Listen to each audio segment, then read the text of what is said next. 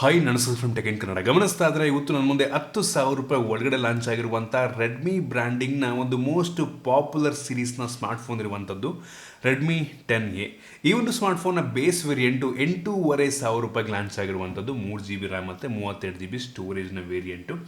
ಈ ಒಂದು ಪ್ರೈಸ್ ರೇಂಜ್ಗೆ ಈ ಒಂದು ಸ್ಮಾರ್ಟ್ಫೋನ್ನ ಪರ್ಚೇಸ್ ಮಾಡ್ಬೋದಾ? ಇದರ ಇಂದಿನ ಸೀರೀಸು ರೆಡ್ಮಿ 9Aಗೆ ನಾವು ಹೋಲಿಸ್ಕೊಂಡ್ರೆ ಈ ಒಂದು ಸ್ಮಾರ್ಟ್ಫೋನಲ್ಲಿ ಏನೆಲ್ಲ ಅಪ್ಗ್ರೇಡ್ನ ಮಾಡಲಾಗಿದೆ ಇದ್ರ ಬಗ್ಗೆ ಕಂಪ್ಲೀಟ್ ಮಾಹಿತಿನ ತಿಳಿಸ್ಕೊಡ್ತಾ ಇದ್ದೀನಿ. ಮತ್ತು ಈ ಒಂದು ಸ್ಮಾರ್ಟ್ಫೋನ್ ಅನ್ಬಾಕ್ಸ್ ಮಾಡ್ತೀನಿ, ಯೂಸ್ ಮಾಡಿದ ಎಕ್ಸ್ಪೀರಿಯನ್ಸ್ ಕೂಡ ನಿಮ್ಮ ಹತ್ರ ಶೇರ್ ಮಾಡ್ತಾ ಇದ್ದೀನಿ. ಅದಕ್ಕಿಂತ ಮುಂಚೆ ನೀವೇನು ನಮ್ಮ tech in Kannada YouTube channel subscribe ಮಾಡ್ಕೊಂಡಿಲ್ಲ ಅಂತ ಅಂದರೆ ಈಗಲೇ ಸಬ್ಸ್ಕ್ರೈಬ್ ಮಾಡ್ಕೊಳ್ಳಿ ಮತ್ತು ಬೆಲ್ ಐಕನ್ ಕೂಡ ಕ್ಲಿಕ್ ಮಾಡ್ಬೋದು. ಮೊದಲನೇದಾಗಿ ಈ ಒಂದು ಸ್ಮಾರ್ಟ್ಫೋನನ್ನು ಎಂಟ್ರಿ ಲೆವೆಲ್ ಸ್ಮಾರ್ಟ್ಫೋನನ್ನು ಅನ್ಬಾಕ್ಸ್ ಮಾಡೋಣ. ಈ ಒಂದು ಬಾಕ್ಸನ್ನು ಓಪನ್ ಮಾಡಿದ ತಕ್ಷಣ ಡೈರೆಕ್ಟ್ ಆಗಿ ಒಂದು ಸ್ಮಾರ್ಟ್ಫೋನ್ ನಿಮಗೆ ನೋಡಕ್ಕೆ ಸಿಗ್ತಾ ಇರುವಂಥದ್ದು. ಫಸ್ಟ್ ಲುಕ್ಕಲ್ಲಿ ಒಂದು ಡೀಸೆಂಟ್ ಬಿಲ್ಡು, ಒಂದು ಸಿಮಿಲರ್ ಡಿಸೈನ್ನ ಹೊಂದಿರುವಂಥ ಫೋನ್ ಅಂತ ಅನ್ನಿಸ್ತಾ ಇರುವಂಥದ್ದು. ಇದ್ರ ಬಗ್ಗೆ ಆಮೇಲೆ ಮಾತನಾಡ್ತೀನಿ. ಅದನ್ನು ಬಿಟ್ಟರೆ ಈ ಒಂದು ಫೋನ್ನ ಕೆಳಗಡೆ ನಿಮಗೆ ಇನ್ನೊಂದು ಸಣ್ಣ ಬಾಕ್ಸ್ ಸಿಗ್ತದೆ. ಅದರಲ್ಲಿ ನಿಮಗೆ ಸಿಮ್ ಎಲೆಕ್ಷನ್ ಪಿನ್ ಮತ್ತು ಒಂದು user manual, quick start guide ಮತ್ತು ವಾರಂಟಿ ಕಾರ್ಡ್ ಇರುವಂಥದ್ದು. ಯಾವುದೇ ಬ್ಯಾಕ್ ಕವರ್ನ ಒಂದು ಬಾಕ್ಸ್ ಒಳಗೆ ಕೊಟ್ಟಿಲ್ಲ, ಬೇಜಾರಾಗುವಂಥ ವಿಷಯ. ಕೊಡ್ಬೋದಾಗಿತ್ತು. ಅದನ್ನು ಬಿಟ್ಟರೆ ಈ ಒಂದು ಬಾಕ್ಸ್ನ ಕೆಳಗಡೆ 10 ವ್ಯಾಟ್ನ ಒಂದು ಚಾರ್ಜಿಂಗ್ ಅಡಾಪ್ಟರ್ ಕೊಟ್ಟಿದ್ದಾರೆ. ಈ ಒಂದು ಪ್ರೈಸ್ ಅಂದರೆ 10 ವ್ಯಾಟ್ ಅಂತಂದರೆ ಓಕೆ ಅಂತೀರಿ, 18 ವ್ಯಾಟ್ ಕೊಟ್ಟಿದ್ದಾರೆ, ಇನ್ನೂ ತುಂಬ ಚೆನ್ನಾಗಿರ್ತಾ ಇತ್ತು. ಅದನ್ನು ಬಿಟ್ಟರೆ ಈ ಒಂದು ಬಾಕ್ಸಲ್ಲಿ ಮೈಕ್ರೋ USB ಡಾಟಾ ಕೇಬಲ್ ಇರುವಂಥದ್ದು ಬೇಜಾರಾಗುವಂಥ ವಿಷಯ. ಎಲ್ಲರೂ ಕೂಡ 10,000 ರೂಪಾಯಿ ಒಳಗಡೆನೂ ಕೂಡ ಟೈಪ್ ಸಿ ಕೇಬಲ್ನ ಕೊಡ್ತಾ ಇದ್ದಾರೆ, ಬಟ್ ಇವರು ಕೊಟ್ಟಿಲ್ಲ. ಅಪ್ಗ್ರೇಡ್ ಮಾಡ್ಬೋದಾಗಿತ್ತು ನಂಗೆ ಅನ್ನಿಸ್ದಂಗೆ. ಅದನ್ನು ಬಿಟ್ಟರೆ ಬೇರೇನೂ ಸಹ ನಮಗೆ ಒಂದು ಬಾಕ್ಸ್ ಒಳಗೆ ಸಿಗ್ತಾ ಇಲ್ಲ. ಇನ್ನು ಡೈರೆಕ್ಟಾಗಿ ಒಂದು ಸ್ಮಾರ್ಟ್ಫೋನಿಗೆ ಬಂತು ಅಂತ ಅಂದರೆ ಈ ಒಂದು ಫೋನ್ನ ಲುಕ್ ನಿಮಗೆ ಈ ರೀತಿ ನೋಡೋಕ್ಕೆ ಸಿಗ್ತಾ ಇರುವಂಥದ್ದು. ಇದು ನೋಡೋದಕ್ಕೆ ಒಂದು ರೀತಿ ಸಿಮಿಲರ್ ಡಿಸೈನ್ ಇರುವಂಥದ್ದು. ರೆಡ್ಮಿ 9Aಗೆ ಹೋಲಿಸ್ಕೊಂಡ್ರೆ ಅಂಥ ಮೇಜರ್ ಡಿಫ್ರೆನ್ಸು ಈ ಒಂದು ಫೋನ್ನ ಲುಕ್ನಲ್ಲಿ ನಿಮಗೆ ಕಾಣೋದಿಲ್ಲ. ಫ್ರಂಟಿಂದ ಅಂತೂ ಸೇಮ್ ಫೋನ್ ಅಂತ ಅನಿಸುತ್ತೆ. ಆದರೆ ಹಿಂದ್ಗಡೆಗೆ ಬಂತು ಅಂತ ಅಂದರೆ ಈ ಒಂದು ರೆಡ್ಮಿ 10Aನಲ್ಲಿ ನಿಮಗೆ ಫಿಂಗರ್ ಪ್ರಿಂಟ್ ಸೆನ್ಸರ್ ಸಿಗ್ತದೆ. ಅದರಲ್ಲಿ ನಿಮಗೆ ಫಿಂಗರ್ ಪ್ರಿಂಟ್ ಸೆನ್ಸರ್ ಇರಲಿಲ್ಲ. ಅದೇ ಒಂದು ಪ್ಲಸ್ ಪಾಯಿಂಟು, ಅದೇ ಒಂದು ಅಡಿಷ್ನಲ್ ಫೀಚರ್ ಈ ಒಂದು ಫೋನಲ್ಲಿ ಅಂತ ಅನ್ಬೋದು. ಅದನ್ನು ಬಿಟ್ಟರೆ ಕ್ಯಾಮ್ರಾ ಪ್ಲೇಸ್ಮೆಂಟ್ ಆಗಿರ್ಬೋದು, ಪೋರ್ಟ್ ಆಗಿರ್ಬೋದು, ವಾಲ್ಯೂಮ್ ರಾಕರ್ಸ್ ಆಗಿರ್ಬೋದು, ಪ್ರತಿಯೊಂದು ಕೂಡ ಹಾಗೆ ಇರುವಂಥದ್ದು. ಅಂಥ ದೊಡ್ಡ ಚೇಂಜ್ ಇಲ್ಲ ನಿಮಗೆ. ಒಂದೇನಂದರೆ ಫಿಂಗರ್ ಪ್ರಿಂಟ್ ಸೆನ್ಸರ್ ಹಾಕಿದರೆ ಇದರಲ್ಲಿ. ಡಿಸೈನ್ ವೈಸು ಸೇಮ್ ಹಂಗೆ ಇದೆ, ಲುಕ್ ವೈಸು ಹಂಗೆ ಇದೆ. ಸೊ ಈ ಪ್ರೈಸ್ ರೇಂಜಿಗೆ ಒಂದು ಪರವಾಗಿಲ್ಲ, ಒಂದು ಡೀಸೆಂಟ್ ಬಿಲ್ಡ್ ಅಂತ ಹೇಳೋದಕ್ಕೆ ಇಷ್ಟಪಡ್ತೀನಿ. ಚೆನ್ನಾಗಿದೆ. ಫ್ರಂಟಲ್ಲಿರುವಂಥದ್ದು ಗ್ಲಾಸು, ಯಾವುದೇ ಸ್ಕ್ರೀನ್ಗಳನ್ನು ಫ್ರಂಟಲ್ಲಿ ಹಾಕಿಲ್ಲ, ಆಗ್ಬೋದಾಗಿತ್ತು. ಪ್ಲಾಸ್ಟಿಕ್ ಬ್ಯಾಕ್ ಹಿಂದ್ಗಡೆ ಮತ್ತು ಪ್ಲಾಸ್ಟಿಕ್ ಫ್ರೇಮು. ಈ ಒಂದು ಫೋನಲ್ಲಿ ಮೈಕ್ರೋ USB ಪೋರ್ಟ್ ಇದೆ, 3.5 ಹೆಡ್ಫೋನ್ ಜಾಕ್ಸ್ ಇದೆ ಮತ್ತು ಡೆಡಿಕೇಟೆಡ್ SD ಕಾರ್ಡ್ ಸ್ಲಾಟ್ ಕೂಡ ಇರುವಂಥದ್ದು. ಸೊ ಬಿಲ್ಡ್ ಡಿಸೈನ್ ಈ ಒಂದು ಬೆಲೆಗೆ ಓಕೆ ಅಂತೀನಿ. ಇನ್ನೂ ಬೆಲೆ ಕಡಿಮೆ ಆಗಿದ್ರೆ ಚೆನ್ನಾಗಿರ್ತೈತೆ. ಒಂದು 7,500 ರೂಪಾಯಿಗೆ ಲಾಂಚ್ ಆಗಿದ್ರೆ ಬೆಂಕಿ ಇರ್ತಾಯಿತ್ತು ನಂಗೆ ಅನ್ನಿಸ್ದಂಗೆ. ನೋಡೋಣ ಬೇರೆ ಸ್ಪೆಸಿಫಿಕೇಷನ್ ಎಲ್ಲ.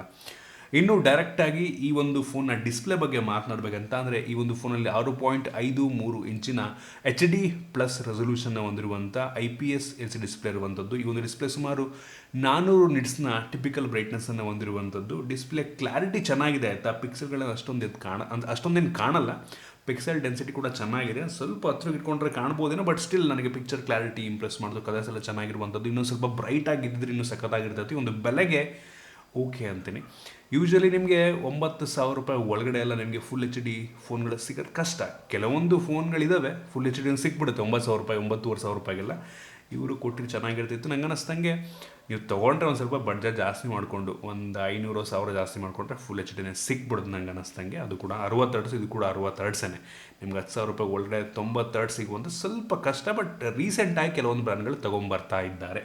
ನೋಡೋಣ, ಮೋಸ್ಟ್ಲಿ ಈ ವರ್ಷದಷ್ಟರಲ್ಲಿ ನಿಮ್ಗೆ 10,000 ರೂಪಾಯಿ ಒಳಗಡೆ ಕೂಡ ಹೈಯರ್ ರಿಫ್ರೆಶ್ ರೇಟ್ ಡಿಸ್ಪ್ಲೇಗಳು ಸಿಗ್ಬೋದೇನೋ. ಇನ್ನು ವೇರಿಯಂಟ್ಗಳ ಬಗ್ಗೆ ಮಾತನಾಡಬೇಕಂತ ಅಂದರೆ ಸದ್ಯಕ್ಕೆ ಒಂದು ಫೋನ್ 2 ವೇರಿಯಂಟಲ್ಲಿ ಲಾಂಚ್ ಆಗಿರುವಂಥದ್ದು. ಒಂದು 3GB ರ್ಯಾಮ್ ಮತ್ತು 32GB ಸ್ಟೋರೇಜ್. ಹೌದು, 2GB ರ್ಯಾಮ್ನ ವೇರಿಯಂಟನ್ನು ರಿಮೂವ್ ಮಾಡಿರುವಂಥದ್ದು. ಇದಕ್ಕಿಂತ ಮುಂಚೆ 2GB ರ್ಯಾಮ್ನ ವೇರಿಯಂಟ್ ಕೂಡ ಬರ್ತಾ ಇತ್ತು.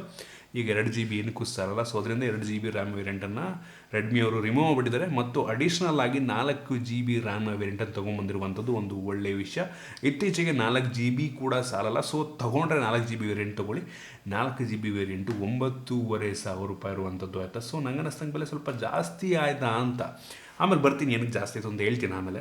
ಸೊ ಇದರಲ್ಲಿರುವಂಥ ರ್ಯಾಮ್ ಬಂದ್ಬಿಟ್ಟು ಆಬ್ವಿಯಸ್ಲಿ LPDDR4X ರ್ಯಾಮ್ ಮತ್ತು ಸ್ಟೋರೇಜು eMMC 5.1 ಸ್ಟೋರೇಜ್ ಆಗಿರುತ್ತೆ. ಆಬ್ವಿಯಸ್ಲಿ ಇನ್ನೇನು ಮತ್ತೆ ಈ ಬೆಲೆಗೆ ಯಾರು ಕೂಡ UFS ಸ್ಟೋರೇಜ್ ಕೊಡೋದಿಲ್ಲ. ಸೊ ವೇರಿಯಂಟ್ ಓಕೆ ಅಂತಲೇ ತೊಗೊಂಡ್ರೆ 4GB ವೇರಿಯಂಟ್ನ ತೊಗೊಳ್ಳಿ.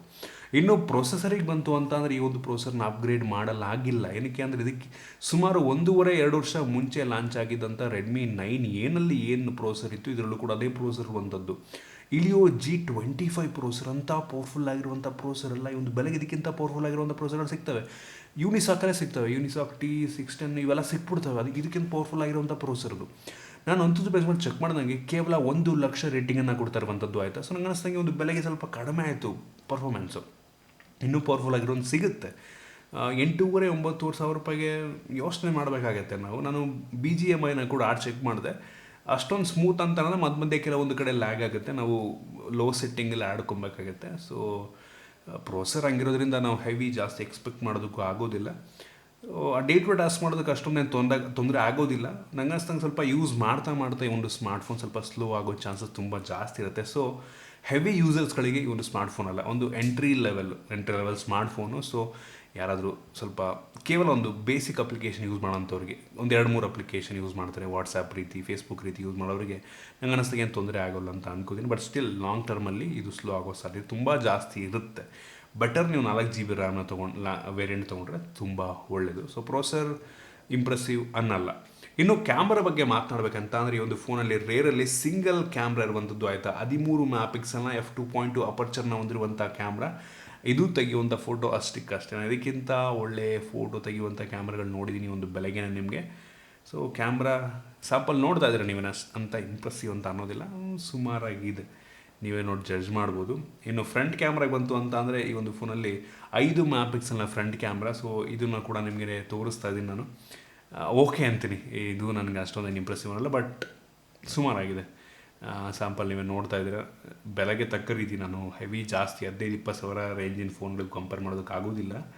ಸೊ ಯೂಶ್ವಲಿ ಈ ರೀಸೆಂಟಾಗಿ ಬರ್ತಿರುವಂಥ ಫೋನ್ಗಳು ಈ ಬೆಲೆಗೂ ಕೂಡ ಒಂದು ಲೆವೆಲಿಗೆ ಒಳ್ಳೆ ಫೋಟೋ ಸ್ಯಾಂಪಲ್ ಫೋಟೋ ಕ್ಲಾರಿಟಿಯನ್ನು ನೀಡ್ತಾ ಇದೆ. ಕೊಡ್ಬೋದಾಗಿತ್ತು ಇವರು ಕೂಡ. ನೋಡಿ ಸ್ಯಾಂಪಲ್ ನೀವೇ, ನಿಮಗೆ ಅನಿಸ್ಬಿಡುತ್ತೆ ಓಕೆ ಇನ್ನೂ ಇಂಪ್ರೂವ್ ಆಗ್ಬೋದಾಗಿತ್ತು ಅಂತ. ಇನ್ನು ವಿಡಿಯೋಗ್ರಫಿ ಬಂತು ಅಂತಂದರೆ ರೇರು ಮತ್ತು front, rear camera full HD record ಮಾಡಿದ್ರೆ front camera 720p video record ಮಾಡುತ್ತೆ. ಕ್ಲಾರಿಟಿ ಅಷ್ಟಕ್ಕಷ್ಟೇ, ಅದನ್ನು ಕೂಡ ನಿಮಗೆ ತೋರಿಸ್ತದೆ. ಅಂತ ಇಂಪ್ರೆಸಿವ್ ಅಂತ ಅನಿಸಿಲ್ಲ ನನಗೆ. ಸೊ ಕ್ಯಾಮ್ರಾ ಓಕೆ, ನೀವು ಹೆವಿ ಜಾಸ್ತಿ ಎಕ್ಸ್ಪೆಕ್ಟೇಷನ್ ಇಟ್ಕೊಳಕ್ಕೆ ಹೋಗ್ಬಿಡಿ. ಕ್ಯಾಮ್ರಾದಲ್ಲಿ ಒಂದು ಬೇಸಿಕ್ ಕ್ಯಾಮ್ರಾ ನಾರ್ಮಲ್ ಯೂಸಿಗೆ ಏನು ತೊಂದರೆ ಆಗೋದಿಲ್ಲ, ಬಟ್ ಸ್ಟಿಲ್ ಹೆವಿ ಜಾಸ್ತಿ ಎಕ್ಸ್ಪೆಕ್ಟೇಷನ್ ಬೇಡ. ಇನ್ನು ಸೆಕ್ಯೂರಿಟಿಗೆ ಬಂತು ಅಂತ ಅಂದರೆ ಒಂದು ಅಪ್ಗ್ರೇಡು ಈ ಒಂದು ಫೋನಲ್ಲಿ ನಿಮಗೆ ಫಿಂಗರ್ ಪ್ರಿಂಟ್ ಸೆನ್ಸರ್ ಕೊಟ್ಟಿದ್ದಾರೆ. ಸೊ ಒಂದು ಲೆವೆಲಿಗೆ ಫಾಸ್ಟ್ ಆಗಿದೆ. ಈ ಒಂದು ಬೆಲೆ ಅಂದರೆ ಈ ಒಂದು ಕಡಿಮೆ ಎಂಟ್ರಿ ಲೆವೆಲ್ ಸ್ಮಾರ್ಟ್ಫೋನ್ಗಳಲ್ಲಿ ಫಿಂಗರ್ ಪ್ರಿಂಟ್ ಸೆನ್ಸರ್ ಯೂಶ್ವಲಿ ತುಂಬ ಒಂದು ಲೆವೆಲಿಗೆ ಸ್ಲೋ ಆಗೇ ಇರುತ್ತೆ, ಬಟ್ ಇದು ನಂಗೆ ಅನ್ನಿಸ್ದಂಗೆ ಒಂದು ಲೆವೆಲಿಗೆ ಫಾಸ್ಟ್ ಆಗಿದೆ ಅಂತ ಅನ್ನಿಸ್ತು. ಮತ್ತು ಫೇಸ್ ಅನ್ಲಾಕ್ ಕೂಡ MI ಫೇಸ್ ಅನ್ಲಾಕು ಒಂದು ಲೆವೆಲಿಗೆ ಫಾಸ್ಟಾಗಿ ಕೆಲಸವನ್ನು ಮಾಡುತ್ತೆ. ಇದರಲ್ಲೂ ಕೂಡ ನಂಗೆ ಅಂತ ಏನು ಸ್ಲೋ ಅಂತ ಅನಿಸಿಲ್ಲ. ಇನ್ನು ಬ್ಯಾಟ್ರಿಗೆ ಬಂತು ಅಂತ ಅಂದರೆ ಈ ಒಂದು ಸ್ಮಾರ್ಟ್ಫೋನಲ್ಲಿ 5,000 mAh ಕೆಪಾಸಿಟಿ ಬ್ಯಾಟ್ರಿ ಒಂದು ಒಳ್ಳೆ ವಿಷಯ ಆಯಿತು. ಯೂಶ್ವಲಿ ಈ ಒಂದು ಬೆಲೆಗೆ ಯಾವ ಫೋನ್ ತೊಗೊಂಡ್ರೂ ಇಷ್ಟೇ ಇರುತ್ತೆ. ಮತ್ತು ಬಾಕ್ಸ್ ಒಳಗೆ 10 ವ್ಯಾಟ್ನ ಚಾರ್ಜರ್ ಕೊಟ್ಟಿದ್ದಾರೆ. ಅಟ್ಲೀಸ್ಟ್ ಚಾರ್ಜರ್ ಕೊಟ್ಟಿದ್ದಾರಲ್ಲ, ಅದಕ್ಕೆ ಖುಷಿ ಪಡ್ಬೇಕು ನಾವು. ಮೋಸ್ಟ್ಲಿ ಒಂದು ಸ್ವಲ್ಪ ದಿನ ಆದರೆ ಅದನ್ನೂ ಕೊಡಲ್ಲ ಅಂತ ಅನ್ಕೋತೀನಿ. ಎಲ್ಲರೂ ರಿವ್ಯೂ ಮಾಡ್ತಾ ಇದ್ದಾರೆ. ಸೊ ಇವ್ರು ಅಟ್ಲೀಸ್ಟ್ ಕೊಟ್ಟವ್ರು 10 ವ್ಯಾಟ್, ಅದಕ್ಕೆ ಖುಷಿ ಪಡ್ಬೇಕು ನಾವು. ಓಕೆ ಅಂತೀನಿ ಒಂದು ಬೆಲೆಗೆ. ಇನ್ನು ಸ್ಪೀಕರ್ ಬಾಟಮ್ ಫೈರಿಂಗು, ಸ್ಪೀಕರ್ನ ಕ್ಲಾರಿಟಿ, ಮೋನೋ ಸ್ಪೀಕರು ಕ್ಲಾರಿಟಿ ಪರವಾಗಿಲ್ಲ, ಒಂದು ಲೆವೆಲಿಗೆ ಜೋರಾಗಿ ಕೂಡ ಕೇಳುತ್ತೆ.